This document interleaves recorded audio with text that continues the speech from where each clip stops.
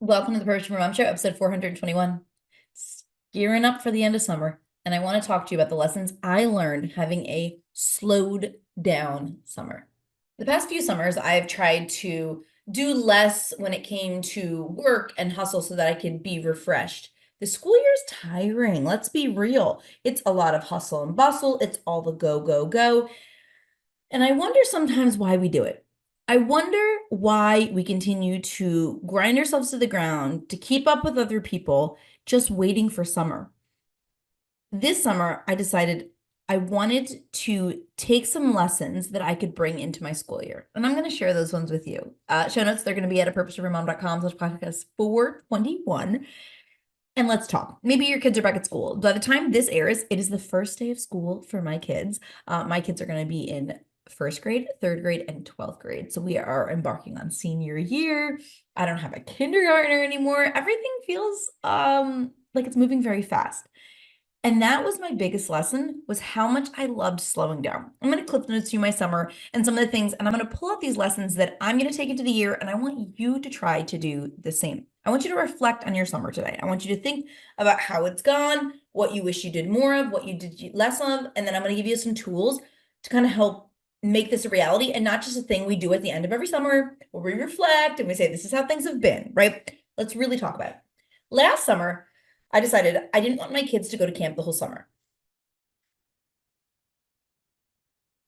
Typically, my kids had gone to camp 9 to 3, both of them. And my daughter aged out of the camp that they went to at the preschool. So I thought, let me try this. I was realizing that summer for us was starting at 4 p.m. And I didn't want that. I wanted more time with them. So I did kind of a 50-50 split. We had about 5 weeks of camp, maybe I think it was 60-40, 6 weeks of camp, 4 weeks off. 2 of those weeks were vacation weeks, and the other 2 were staycation, where we were home, went to the beach, we slowed down. And it was really nice.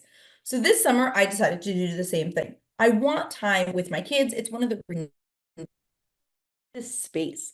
So I said, let's do it. And I had all the intentions. I set up all my camps like I teach you to do. I did it in January. Everything was ready to go. I had backwards planned my work. I'm like, great, I can work these days. I cannot work these days.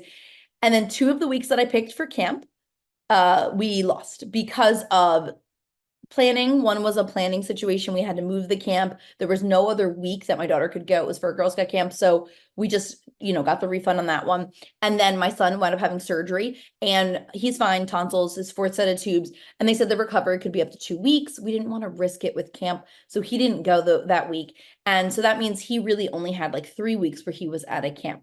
And I was not prepared for that. I had prepared myself for 5 weeks of camp, right? I was like, all right, 5 weeks on, 5 weeks off. We can handle this. It's one additional week for me, right? I added one less week of camp. So one more week of, we call it mommy camp, of being home, not prepared. And I loved it, but there were some things I wish I had done differently. One of those things that I realized I hadn't done well enough was planning, right? I had pre-planned out a lot of what summer would look like. I had thought about working from home with them, what I was going to do. I had batched, if you've been listening to the podcast over the summer, I had batched a bunch of episodes. Like I was ready to go. And then I lost those weeks. And it really threw me for a loop. A couple things happened. One was that I had opened up my schedule so people could have calls with me because I thought my kids were going to be at camp. So people had booked with me, but my kids were home. So that really threw my schedule off because when my kids are home, I wanted to be more present with them. So on those weeks, I found that I was doing my work calls. They were really great. They understand the boundaries, very minimal interruptions. We've kind of trained them well of the routine of mom doing things like this in the office. But then I wasn't getting any of my computer work done. So lesson 1 for me was when going to plan for next summer, I want to make sure that I'm front loading more of the computer work. I have a webinar coming up. Make sure you come and check us out. The club is opening soon. We've got the conference in just a month from airing, actually. I'm so excited. So when I'm recording this, it's early August. And I just went today to the venue. I checked it out. I'm so excited. It'll be so good. But there's a lot of computer work I had to get done. And I realized I hadn't given myself enough time to do that during the work hours. So my number 1 lesson when it comes to working is to make sure I front load more of the stuff I have to do at the computer. And this is easy to do because I know what it is. I have systems, I have operating procedures. This webinar, right? I knew the date of the webinar. I knew when I was doing it. I have maybe a couple things I'll change on the slide deck, but we have the emails written from last time. We have the page done. I could have done all of this in June. And then when it came to August, all I really needed to actually do was update a few things, but I did not. In my brain, I was like, I'll have time later. And I kept putting it off. I wish I had, because now I'm at the point, it's 7 o'clock at night when I'm recording this. It's not my ideal time, but both my kids are at sports. My husband's at football with my daughter, or with my son, and my daughter's at cheer. And I was like, cool, I have a little bit of quiet time in the office. Let me record. This episode was supposed to be recorded 3 weeks ago. But because I had lost that time and I got behind on my batching, here's where I'm at. So this is the lesson I want you to take into the rest of the year, is batching works. If you can create systems and procedures, and if you know, hey, these are the next things I need to get done, if you're rinse and repeating webinars, if you're doing your social media, all of those things that you can do in advance, do as much as you can. Now, I will say, I recorded a lot of podcast episodes before school ended, and that was so helpful. I think I've had to do 2. The last episode and this episode is the only 2 I'm having to do over the summer, after school ended, which is really good feeling. But I wish I'd done just a little more. And so I want to remember this. I want to remember going into next summer, Cara, batch your podcast episodes ahead a little bit longer. Make sure you're pre-planning anything you can. So when you are working with your kids home during the summer in particular, where you want to have a slower vibe, you want to get it done. I want to get on my coaching calls. I want to get on the interviews I'm doing. I want to help the people in my coaching group.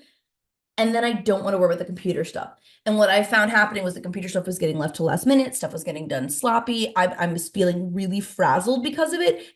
And that is actually something that is in my control, right? There's stuff that's not in my control. My son scheduling the surgery last minute, not in my control. But what is in my control is I know that I record an episode and it launches every Monday. Look, I know these things, right? So what's in my control is getting them done in advance. The lesson I'm going to continue to take, I'm taking that one for next summer, but I'm taking it into the end of the year. Having the podcast batched was beautiful for me. It was so much less stress. I didn't have to worry about it. And I used to do this all the time and I got really off my rhythms. So this is something I want to make sure I take into the fall and into the holiday season, is I want to be batching. So I'm going to continue to have kind of a push in September where I get as much as I can get done, especially for us. We move. So the conference, September 28th, then again, purposedrivenmom.com/conference.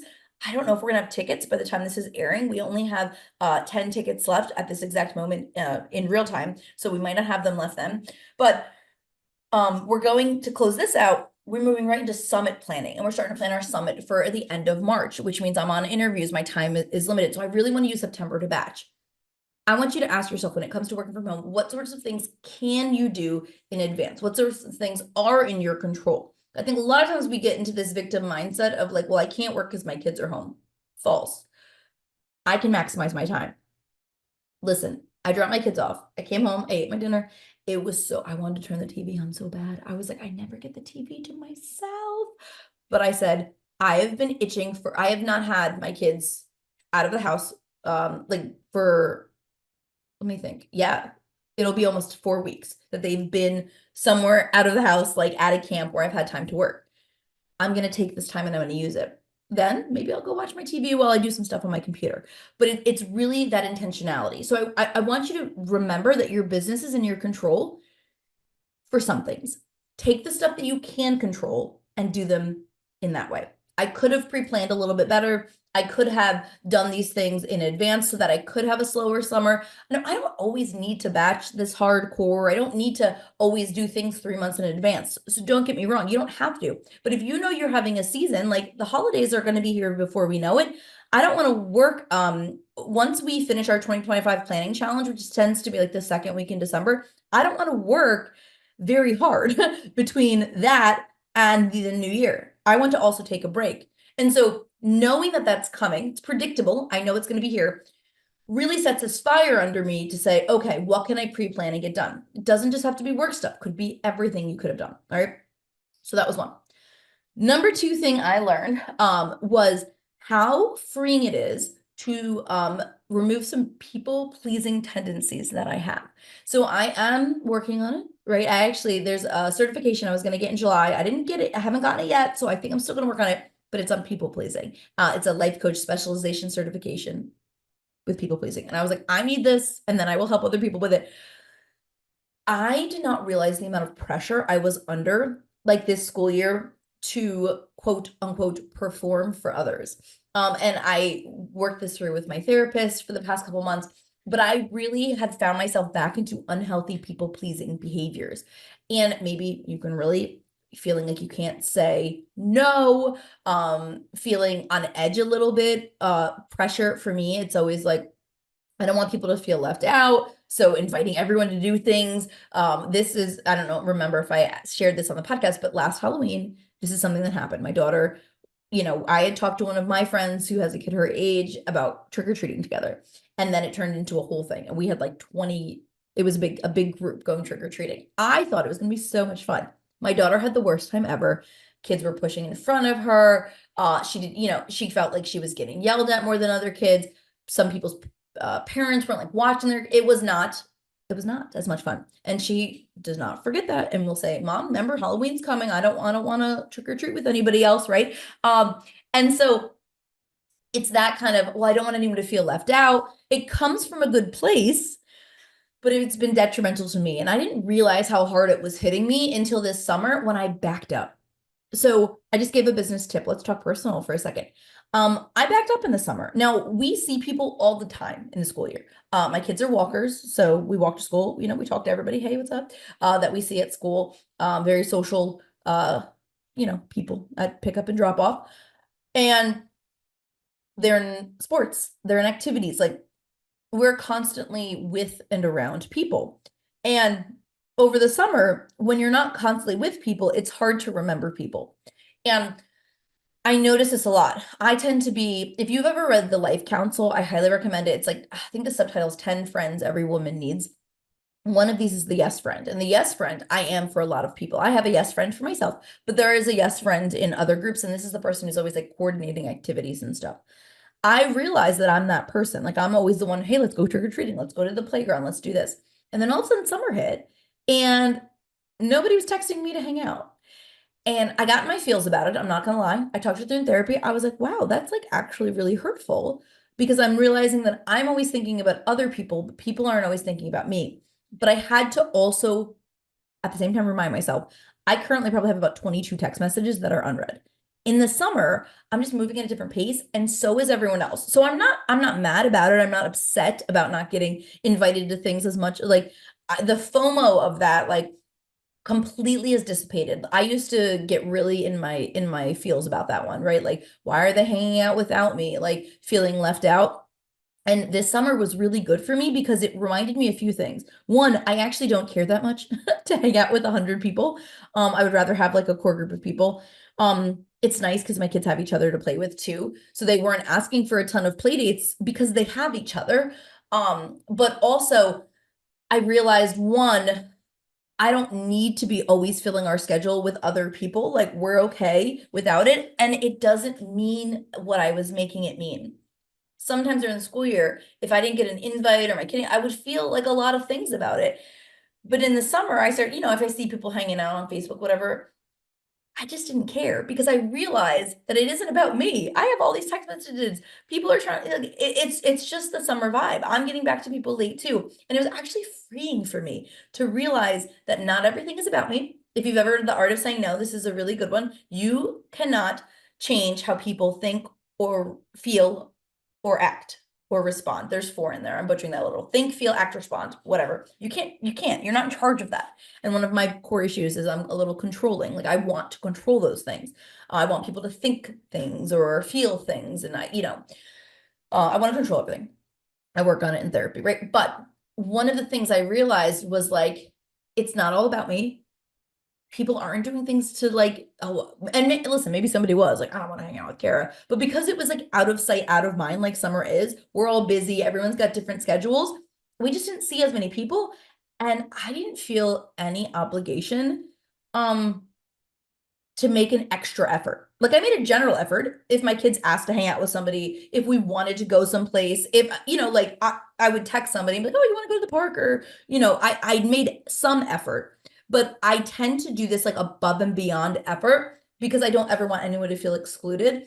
And it's really tiring for me. Like it's a mix of like, that's not my job, but like, I don't want him to feel bad. But the lesson here was, one, not everything is about me. I think that was a big lesson, but also, uh, you don't have to say yes to everything. And that was really eye-opening. I don't know what it was about summer, but I just realized like, I don't feel any obligation to make anything happen. And I liked it. I didn't want to step into that cruise director role in the summer. And I didn't. And guess what? It's fine. We'll get back to school. We'll have play dates. Girl Scout starts again. We're going to be fine.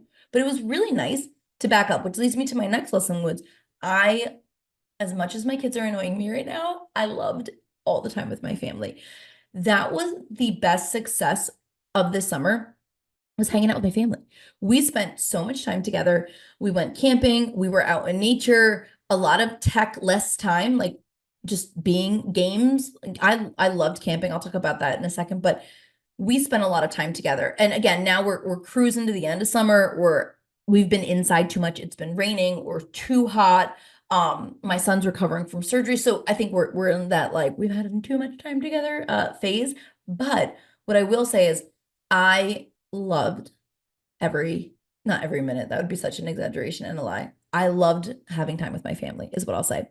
And the lesson I want to then take into the school year with that one is we're going to say no to more things so that we can spend more time together. Now, this is challenging because sports have just started. And so I'm trying to make these decisions, and I want you to do the same. Football started. Football is 4 nights a week, and my son is 7. He's not 7 yet. He'll be 7 September 5th, but he's almost 7. 4 nights a week is a lot, but that's what he wants to do. We went back and forth about it. So football's taken up our evenings. My daughter is in competitive cheer. That takes up a lot of time too. She's also in Girl Scouts. Well, this year it came to, do you want to do Cub Scouts again, to my son? And he was like, no, I'm good.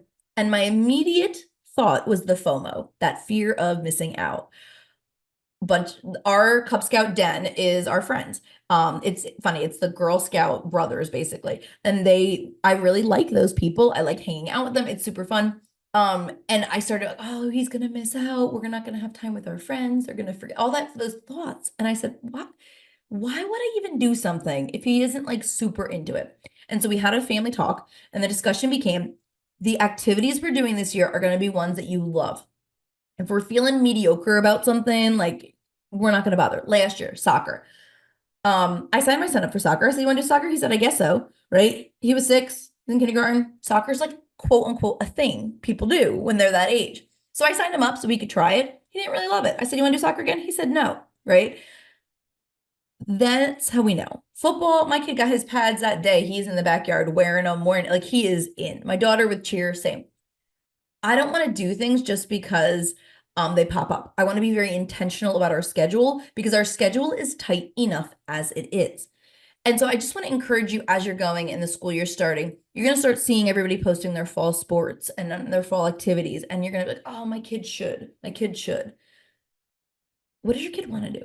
And there is this exploration phase where they have to figure it out. I think my kids have kind of figured it out, which I feel really fortunate. My oldest took him to about 5th grade to realize basketball was his thing. So we did the 3-sport thing for a while. I really just want you to go and make intentional choices. It is okay to say no to things. There was times this summer people would be like, you want to go to the splash pad? We have a pool, so like I'm okay like not being in the splash pad. So I would be, as much as I'd want to hang out, I'd be like, no, we're just gonna hang out at home today. And it's scary, isn't it? Scary saying no. I was like, oh, what are they gonna think about me? But sometimes I just don't have the bandwidth to be social, and I just didn't want to, and that is okay. And the lesson I'm taking into the fall is that it's okay to say no, fill our schedule with things that provide us joy, and then be intentional about family time. We started a family Monopoly, super excited about it. We love games. I noticed also when we came back from our vacation to Tennessee 3 weeks ago, this has been the hardest 3 weeks we've had. And it's because we came back and things went right into mommy's got a ton of work to do, much more TV time, Isaiah's surgery. Like it just, my son's behavior was not good. We were really struggling. And I recognize that it's because he had too much tech. He's a very creative, very active boy. He went from the first half of summer where we were outside and swimming and moving and he got to get that energy out to the second half of summer where it was more like mommy can't play a game right now because I gotta work, or it's raining, so you're stuck inside, but I gotta go work. So like, like it was just boiled up, and there was a lot of tech. I even noticed it today. I came home, I went downtown to look at the venue for the event. I came home, my husband was working from home. He parents leans toward the TV more than I do. So I know that they've been watching TV all day, and I could see it in their behavior. And so I want to take this into the fall of, we need to be outside. We need to be together as a family. We need to keep our tech boundaries. I would say we kept our tech boundaries about 70% of the summer. I had made some tech boundaries at the beginning of the summer of when we were having tech and when we weren't. And we kept them about 70%. I feel good about that. The weeks that we kept our tech boundaries were harder parenting weeks for me because they require me to be a more active parent. But that is the parent I want to be. I really recognize this year, like this summer, more time with my kids. And I want to figure out how to make that happen in order to have that time. So here's how we're tying this lesson back to lesson 1. In order to have that time with them, right, where I'm not feeling pulled, I got to go work. I'm behind, because that's how I felt for the past 3 weeks. I need to do the pre-planning and the batching in advance, right? So when winter break is coming and my kids have 2 weeks off, I want to have the things done. I want to be able to take the actual time off. So you see how it all ties in. Now, what about you? How could you pre-plan to eliminate some guilt? It allows me to work at a better schedule for myself when I pre-plan, and then I get the time with my family. The other thing I learned lesson-wise this summer is making sure to keep the self-care habits that fuel me in the summer. Summer meant later nights, later mornings, things like that. I wasn't in therapy a lot this summer because of my schedule. I was like, well, I don't want to be in therapy when the kids are here. That's what I told myself. We didn't get to church as much because we were traveling. I wasn't doing my reading in the morning, and my mental health suffered a lot the past 3 weeks. Kind of coming out of a fog right now for my anxiety. If you're new, I struggle with some high function anxiety. And there are just times I came back from vacation, everything kind of went on this downward slope. I felt overwhelmed. My brain spiraled. I kind of withdrew and I wasn't doing good. So I immediately was like, let me make a therapy appointment. It's been about 3 weeks. I need to talk to my therapist. And the lesson on that one is therapy and all of those self-care things we do to quote unquote fill our cup. Those are proactive strategies that we should be using all the time, not just when we are feeling stressed and burnt out. It's one thing to be like, I'm really stressed today. All right, I'll go do some yoga. Well, your cup's like already minus 5, minus 5, minus 5, minus 5. And then you're like, let me do one yoga plus 5, but I'm still minus 30, right? That's why we do the self-care regularly. That's why it's frequently in our calendar, because this way it's being used. It's like that 5 and 1. Have you ever heard this? Like with our kids, like our kids need 5 positive interactions, or even I think humans, but 5 positive interactions for every 1 negative interaction, right? You need to constantly be filling your self-care cup when you don't need it. So when you do need it and the burnout is there and the overwhelm and the anxiety and the stress, you can pull from it. And I knew it, right? But I started to forget it. I started to get into habits that were not, I personally was watching more TV. I was getting sucked into stuff. It wasn't fueling me the way that I needed it to fuel me. And then my last one is just that I want to get away. We went camping at the start of summer. It was the best. We've never been tent camping. I loved being outside. I loved hiking. I loved slowing down. I loved that our biggest decision was what game are we playing? And I want to bring that into my real life. I don't know actually if I've shared this on the podcast. I've shared it in the Purpose Driven Mom Club, but my husband and I got back from our first camping trip and we said to each other, I think we do this. And so we are actually, I'm about to move into dream mode. I teach a concept, dream, learn, plan, and do. I was going to do dream mode this summer, but it didn't fit in. So in September, I'm moving into dream mode on what this would look like for us to, when my oldest goes to college next year, get a trailer and travel mildly full time. And I say it that way because the way my husband's job is, he can work from home sometimes, maybe 4 to 5 days, some maybe 2 weeks out of the month. It just depends on what's going on project wise for him. He needs to be home in the summer and the rest of the year is a little more fluid. I can work from home, right?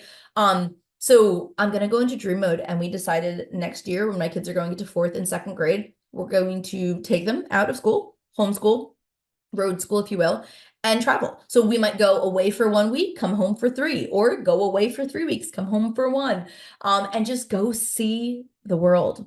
I'll work on the road. My husband can work on the road. We'll get to experience this as a family. My kids are at the perfect age for it. And it's something my husband and I both feel really passionate about. So, we talked about it. My daughter is sad. She's like, but cheer. I'm like, we can come back to everything. We're not selling our house. So it's not like we're doing this full time. And if we don't like it, we can come back, right? Like we can leave for a week, come back. I'll just re-enroll them in school and we'll keep it moving. And so that was a huge decision that we made. And probably my biggest lesson from summer is that if I put all the things I said today into one little pretty bow, it equals taking this year to travel, to be with my family, to be in nature, to slow down, to not worry about what other people need. It's funny because as soon as I told people about traveling, it was how did it impact them? Right. Like, but if you leave, what about me? Right. And it's human nature, so I won't fault anyone, but it was just fascinating that was, the initial talk. And then the pre-planning, the big one, right? When I'm home, right? Say we're home for 2 weeks and then we're going to go out for 2 weeks. I record all my podcast episodes. I get as much work done. So when I'm on the road, I log in to do my coaching calls when I have to, do the minimum, and then push when I'm home. So it was really fun. It has been a very fun summer. We've been working really hard behind the scenes on the Purpose Driven Mom conference. I'm so excited to meet everybody in person today. When I was walking through the venue, chills. Like it's just going to be so transformative. So it's been an amazing summer. We still have one vacation to go. So when this airs the week before, we would be at the lake with my sister. So I still have one more vacation to go, which that is the other lesson, the pre-planning. That was poor planning. I am so used to going back to school after Labor Day that I didn't think when we booked this vacation that in August we would be fine. Well, it overlaps with football, which like isn't a huge problem. But next year I would rather not if we're going to play football. But well, actually, as I'm saying it, maybe this won't be an issue at all next year because we'll be on the road, God willing. But we go to the lake, we come home, my daughter has cheer choreography, and then Monday she starts school, or they both start school. So there's no like transition time. Now, what are we going to do with all this reflection? Hopefully, as I was talking, you started to think about your summer. You started to think about what worked, what didn't. I want you to go to one of my favorite free tools. It's called Future Me. Go to futureme.org. You can write yourself an email and send it to yourself to remind yourself all these things. So what I think I'm going to do is I'm going to take this podcast, put it into one of the transcript softwares that I use, and I'm going to email it to myself, and I'm going to have it come out in April. Once the summit ends and I kind of go into my rest phase and then I start planning. So it gives me enough time to batch. It gives me enough time to think. It gives me enough time to plan and get ahead. And it's going to be like a reminder of all the things I wish I knew at the end of the summer. And you can do these all the time. You can send it to yourself next summer. You can send it to yourself in a month. I use this tool for myself and my clients at least once a week. I will send myself the tiniest little reminders, right? Of things I just don't want to forget. It's a great little online assistant. It's free. You can donate because I think they're a nonprofit if you want, but you don't have to. Futureme.org. We'll put all those show notes up at purposedrivenmom.com/podcast 421. Thank you for hanging out tonight. I said tonight, it's nighttime. I don't know when you're listening to this, but I'm used to, I'm like, it's nighttime now. Again, not my ideal time, but here we are. Have a wonderful end of August. I hope that the school year has started good for you or will start for you wonderfully if your kids haven't started yet. And again, come hang out with me everywhere, Purpose Driven Mom, and we would love to have you in our community.